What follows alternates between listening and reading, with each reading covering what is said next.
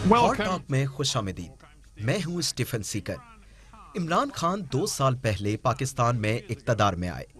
इमरान खान ने मुल्क में करप्शन जड़ से उखाड़ फेंकने और मफाद परस्त टोले से निमटने का वादा किया। मामलात कैसे चल रहे हैं? खाने पीने की चीजों की कीमतों में इजाफा और कोरोना वबा से कई पाकिस्तानी बदतर सूरत हाल से दो चार हैं। करप्शन के खिलाफ मुहिम सियासी महाज़े जंग में बदल चुकी है। मेरे आज के मेहमान हैं साबिक पाकिस्तानी वजीर खजाना इसहाक डार, जो साबिक वजीर आजम नवाज शरीफ के करीबी साथी हैं।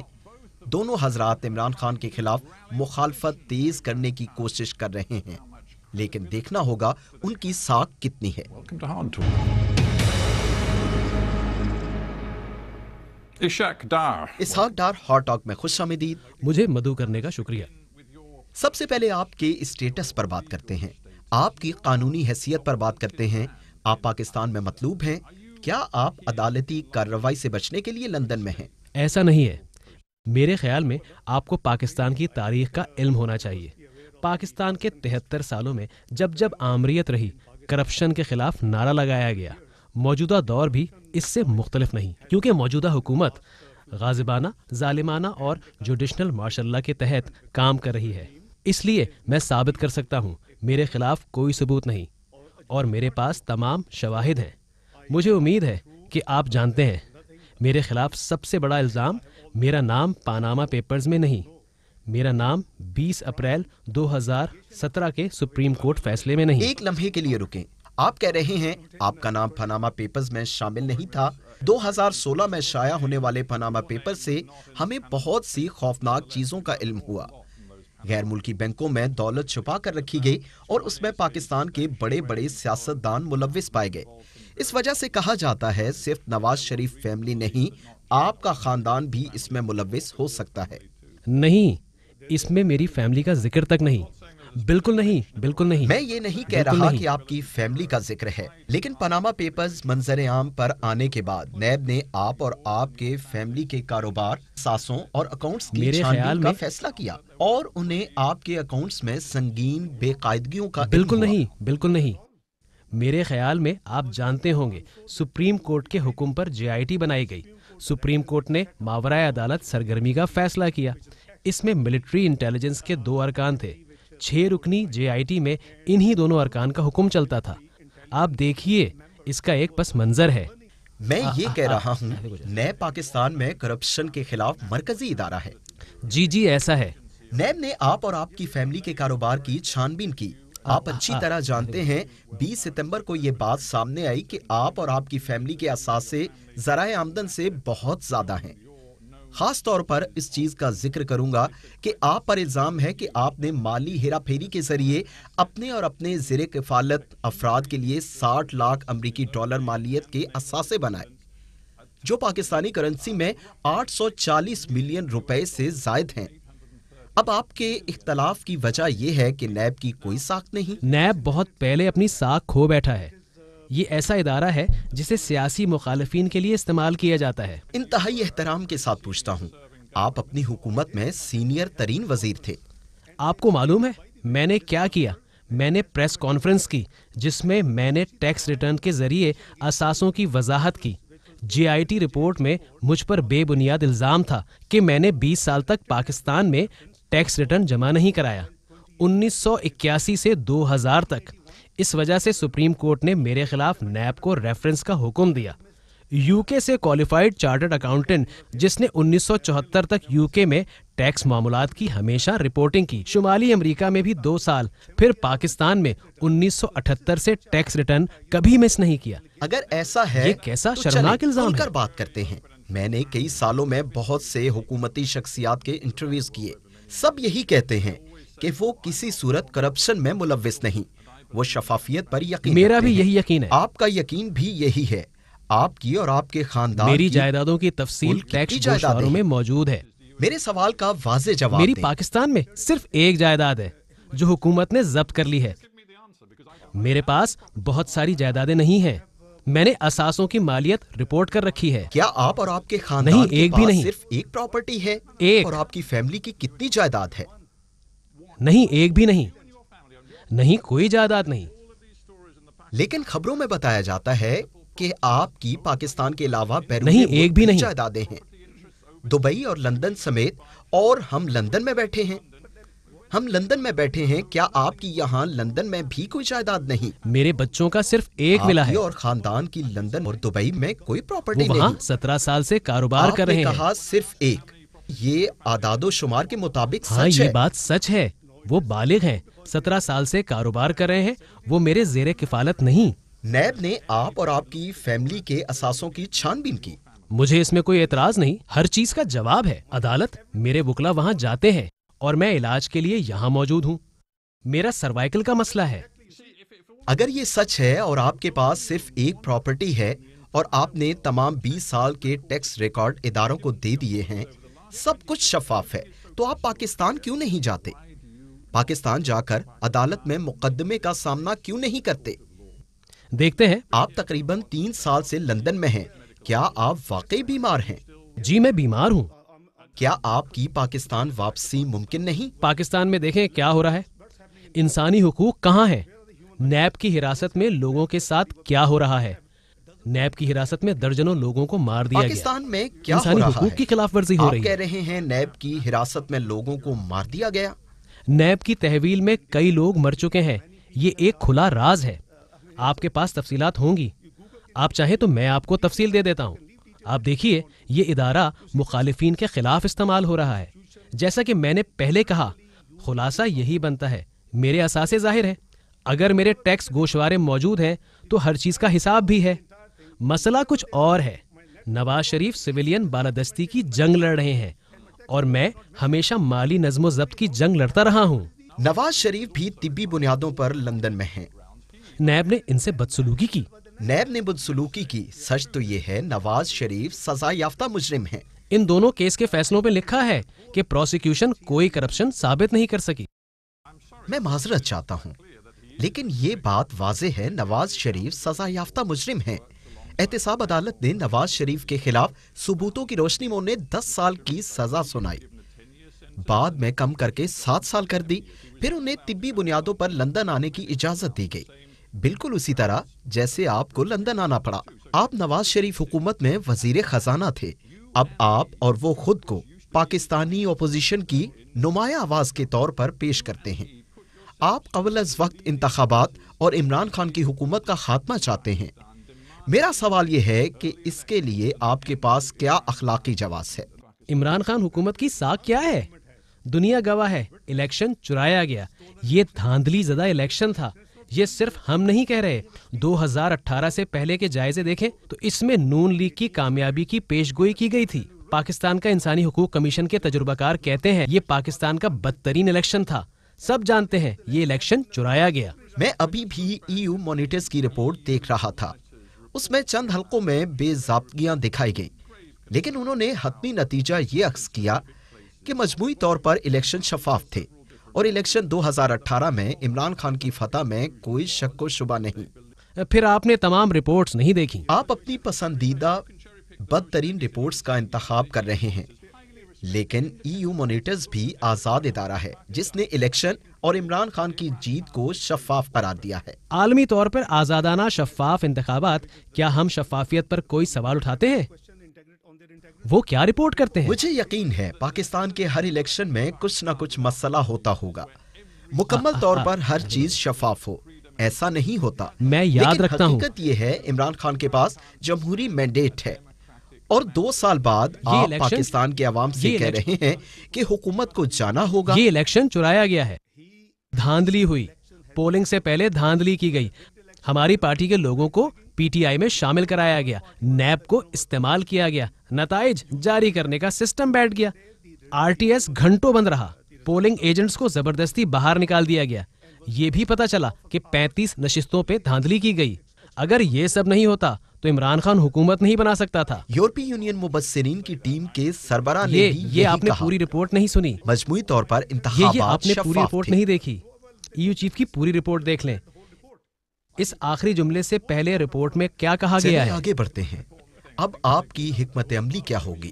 آپ اور نواز شریف اپنے ویڈیو لنکس پاکستان بھیج رہے ہیں اور جلسوں میں ہزاروں پاکستانی عمران خان حکومت کے قبل از وقت خاتمے کا مطالبہ کر رہے ہیں۔ نواز شریف نے پنجاب میں ہزاروں لوگوں کے سامنے کہا army chief general Qamar Javed Bajwa اپنی ساکھ کھو بیٹھے ہیں۔ نواز شریف نے کہا آرمی چیف نے انہیں نکالا اور 2018 کے انتخابات میں ان کی شکست کے ذمہ دار بھی وہی ہیں۔ نواز شریف نے کہا انہوں نے نہ صرف حکومت ختم کرائی بلکہ قوم کو اپنی خواہشات کی بھینٹ چڑھا دیا۔ الیکشن میں عوام کی مرضی مسترد کی گئی، نااہل لوگوں کو منتخب کرایا گیا جو معیشت کو تباہی کی طرف لے کر جا رہے ہیں۔ آپ کے ملک کے آرمی چیف کے بارے میں حقیقت یہ غیر معمولی باتیں ہیں۔ یہ اوپر سے ہی ہوتا ہے، ایک ڈیپ سٹیٹ۔ پاکستان میں ڈیپ سٹیٹ سے سب واقف ہیں۔ کیا یہ آپ کے لیے حیرت کی بات ہے؟ یہ ایک گھن چکر ہے جسے دنیا جانتی ہے۔ ہیلری کلنٹن نے ایک انٹرویو میں ڈیپ سٹیٹ کے لیے پاکستان کی مثال دی۔ مہربانی کریں، ہمیں تجربے سے شفاف ہونا چاہیے۔ الیکشن چرایا گیا، ڈان لیگ سے شروعات ہوئی۔ نواز شریف جمہوریت اور پارلیمنٹ کی بالادستی کے لیے جد و جہد کر رہے ہیں اور میں مالی نظم و ضبط اور شفافیت کی جد و جہد کرتا رہا ہوں۔ یو کے میں جمہوریت اور جمہوری اقدار کی بالادستی ہے۔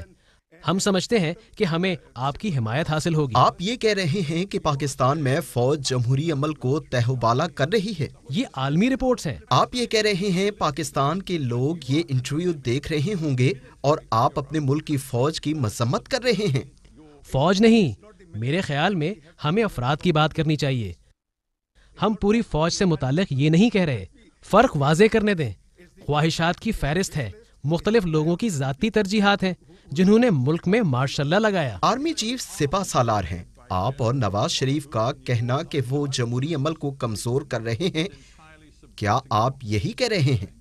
ہم یہ کہہ رہے ہیں کہ اگر الیکشن میں دھاندلی ہوئی، جیسا کہ واضح ہو چکا ہے، شک و شبے کے بغیر اگر الیکشن میں دھاندلی ہوئی اور کسی نے منصوبہ بنایا، یہ ہم نہیں تھے۔ پاکستان کے وزیر داخلہ نے کہا نواز شریف ملک کے چوتھی بار وزیر اعظم بن جاتے اگر ان کے ڈیپ سٹیٹ اور اداروں کے ساتھ مسائل نہ ہوتے۔ انہوں نے ایسا کیوں کہا؟ آپ جو الزام لگا رہے ہیں وہ تسلیم نہیں کیا جا سکتا۔ آپ کے مربی نواز شریف کئی سال تک خود فوجی عامر جنرل ضیاء کے سائے میں رہے اور اچانک نواز شریف نے فیصلہ کر لیا کہ پاکستان کی سیاست میں فوجی مداخلت کسی صورت قبول نہیں۔ یہ کیسی منافقت ہے؟ میں آپ کے تجزیے سے اتفاق نہیں کرتا۔ یہ ایک ارتقائی مرحلہ ہے۔ ارتقائی مرحلہ؟ جب نواز شریف اقتدار میں تھے سب اچھا تھا، اب وہ حکومت میں نہیں، وہ ان کا ساتھ کیوں نہیں دے رہے؟ ایسا نہیں، وہ 3 بار وزیر اعظم رہ چکے ہیں۔ عمران خان کے وزیر داخلہ نے دنیا کو بتایا نواز شریف چوتھی بار وزیر اعظم بن جاتے اگر ان کے اسٹیبلشمنٹ کے ساتھ مسائل نہ ہوتے۔ عمران خان کی پاکستان میں اب شاید مقبولیت میں کمی آ گئی ہوگی، لیکن جب انہوں نے نواز شریف کی باتیں سنی تو عمران خان نے کہا نواز شریف کو آرمی چیف پر انگلی اٹھانے کی جرت کیسے ہوئی؟ نواز شریف نے جنرل کو پاکستان کے حالات کا ذمہ دار کیسے قرار دیا؟ نواز شریف کئی سال ایک فوجی عامر کے بوٹ پالش کرتے رہے۔ یہ جو عمران خان نے کہا اس پر انہیں عوام کی حمایت حاصل ہوگی جب وہ آپ کی منافقت دیکھیں گے۔ میرا خیال ہے آپ نے عمران خان کی 21 ویڈیو کلپس نہیں دیکھی جس میں انہوں نے فوج اور آرمی چیف اور انٹیلیجنس سروسز سے متعلق باتیں کی۔ عمران خان نے گزشتہ سال امریکہ میں کہا اسامہ بن لادن کی ISI نے مدد کی اور بھی بہت کچھ کہا۔ عمران خان جب حکومت میں نہیں تھے تو انہوں نے 21 بار فوج کے بارے میں مختلف بیانات دیے۔ وہ طالبان خان کے نام سے مشہور ہیں۔ کیا آپ عمران خان اور ہماری کارکردگی پہ بحث کرنا چاہتے ہیں؟ کیا ہم یہاں اس لیے بیٹھے ہیں کہ کمزور جمہوریت ہے یا جزوی جمہوریت، جزوی آمریت پر بات کریں؟ پی ڈی ایم میں شامل جماعتیں قبل از وقت انتخابات کا مطالبہ کر رہی ہیں۔ عمران خان حکومت گرانا چاہتی ہیں، لیکن کئی لوگ نواز شریف کے بیانیے سے پیچھے ہٹ گئے۔ بلاول بھٹو نے بھی کہا نواز شریف کو آرمی چیف سے متعلق باتیں نہیں کرنا چاہیے تھیں۔ بلاول نے نواز شریف کے بیان پر افسوس کا اظہار کیا۔ نواز شریف کی بیٹی مریم نواز نے بھی تفصیل سے وضاحت دینے کی کوشش کی کہ وہ فوج کے خلاف نہیں۔ لگتا ہے نواز شریف حد سے تجاوز کر گئے۔ یہاں کنفیوژن ہے۔ نواز شریف وزیر اعظم ہو نہ ہو، وہ فوج مخالف نہیں۔ انہوں نے چند افراد پر الزام لگائے۔ جیسا میں نے پہلے کہا شروعات اوپر سے ہوتی ہے۔ ڈان لیکس کے بارے میں آپ جانتے ہوں گے۔ FATF کا معاملہ ہوا، پاکستان گرے لسٹ میں گیا. ہم نے پاکستان کو FATF سے باہر نکالا. یہ درست ہے؟ اگر نواز شریف حلف کے خلاف جانے والی بعض مداخلت کی نشاندہی کرتے ہیں اور یہ پاکستان کے آئین میں ہو تو میں اس میں کیا خرابی؟ چلیں سیاست اور عوام کے لیے آپ کے پیغام کی بات کرتے ہیں. پاکستانی عوام مشکل میں ہے. کھانے پینے کی چیزوں کی قیمتوں میں اضافہ ہو رہا ہے. پاکستان میں کورونا کی دوسری لہر شدید ہو رہی ہے جس کی وجہ سے معاشی مشکلات بڑھ رہی ہیں. ان حالات میں آپ ملک میں سیاسی عدم استحکام کی کوشش کر رہے ہیں. عمران خان حکومت گرا کر قبل از وقت انتخابات کا مطالبہ کر رہے ہیں. الیکشن میں دھاندلی کا شور مچا رہے ہیں. دعویٰ کر رہے ہیں کہ ملک فوج چلا رہی ہے. کیا آپ کا طرز عمل عوام کے لیے فائدہ مند ہے؟ آپ کو غیر جانبدار ہونا ہوگا. 2013 کے الیکشن ہم نے بھاری اکثریت سے جیتا. ہمیں تقریباً 2/3 اکثریت ملی. 2014 میں عمران خان نے 4 حلقوں میں دھاندلی پر احتجاج شروع کیا. کسی نے اس کے خلاف بات نہیں کی. آپ 6 سال پرانی بات کر رہے ہیں. عمران خان نے آپ کی حکومت کے لیے سیاسی عدم ہمارے دلوں میں استحکام پیدا عوام کا کیا. درد ہے پاکستان میں اور اسی مہنگائی لیے بڑھ ہم رہی آگے بڑھ رہے ہے. ہیں. آج پاکستان کے عوام کا بڑا مسئلہ ہے سیاسی عدم استحکام, جیو پولیٹیکل عدم استحکام, اور عوام حیران ہیں. اور نواز شریف لندن میں بیٹھ کر اپنے دل میں ان کا درد رکھتے ہیں. ہمارے دلوں میں عوام کا درد ہے اور اسی لیے ہم آگے بڑھ رہے ہیں. افراط شر کی شرح کم تھی, شرح سود کم تھا. جنوبی ایشیا میں سٹاک مارکیٹ کی کارکردگی بہترین تھی. کرنسی مستحکم تھی. GDP کی شرح 11 سال کی بلند ترین سطح پر 5.8% تھی. مغربی ادارے ہماری کارکردگی کی تعریف کر رہے تھے. 2016 میں پرائس واٹر کوپرز کی پیشگوئی تھی کہ 2030 میں پاکستان G20 کی صف میں کھڑا ہو جائے گا اور ہم اس سے پہلے کی کوشش کر رہے تھے. ہمیں یقین تھا. ہم نے ملک سے لوڈ شیڈنگ ختم کر دی تھی. ہم نے انتہا پسندی اور دہشت گردی ختم کر دی تھی. معاشی اشاریے بہتر ہو چکے تھے. میں آپ کی معاشی کارکردگی کو خراب نہیں کہہ رہا. یہ کسی حد تک سچ ہے. میں آپ سے ایک سادہ سوال کا جواب چاہتا ہوں. پاکستان آج جہاں کھڑا ہے, عمران کے پاس 5 سال کا مینڈیٹ ہے. انہوں نے الیکشن میں فتح حاصل کی. آپ اگلے الیکشن تک انتظار کر سکتے ہیں. آپ واپس پاکستان جا سکتے ہیں. لیکن آپ ابھی تک لندن میں ہیں. آپ آئندہ الیکشن لڑ سکتے ہیں, یا آپ لندن میں بیٹھ کر عمران خان کی حکومت کمزور کرنے کی کوشش کر سکتے ہیں. لیکن اس سے پاکستان میں سیاسی عدم استحکام پیدا ہوگا. یہ سیاسی عدم استحکام کا مسئلہ نہیں, یہ نااہلی کا معاملہ ہے. یہ کارکردگی کو نہ دکھانے کا مسئلہ ہے. یہ 2 سال میں پاکستانی معیشت کا بیڑا غرق ہونے کا مسئلہ ہے. 1952 کے بعد پاکستان میں پہلی بار GDP کی شرح منفی ہو گئی. پہلے سال 1.9%, دوسرے سال منفی 1.4%. ملک میں لوگ بڑے پیمانے پر بے روزگار ہو گئے. ہم نے 6% لوگوں کو غربت سے نکالا. عمران خان نے 1 کروڑ نوکریوں کا وعدہ کیا مگر 1 کروڑ 20 لاکھ لوگوں کو بے روزگار کر دیا. آپ کے طرز عمل سے پاکستان کمزور ہو رہا ہے. آپ نے حال میں ہی میرے خیال میں ایسا آپ وہ ٹویٹ سب کیا کہ عمران خان فضتاحیت کی راہ پر چل رہے ہیں. عمران خان پاکستان کے مفادات کے لیے کھڑے ہیں.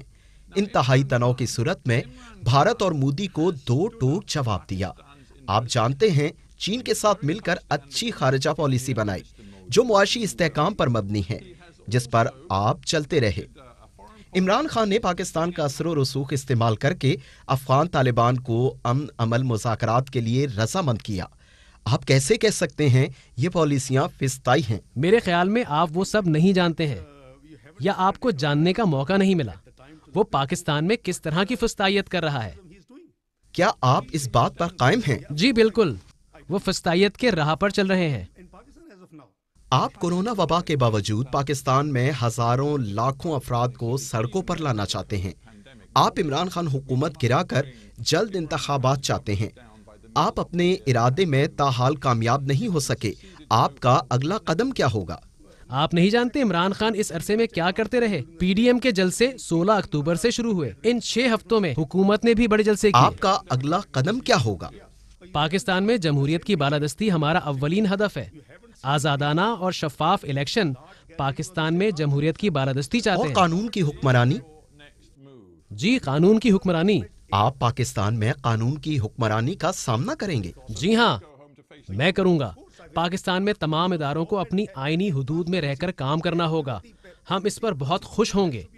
جہاں تک میرے ٹویٹ کا تعلق ہے، مجھے اس پر کوئی افسوس نہیں۔ حقیقت یہی ہے، اگر وزیر اعظم FIA کے DG کو لوگوں کے نام بتا کر کہیں انہیں گرفتار کر لو، یہ کس قسم کی طرز حکمرانی ہے؟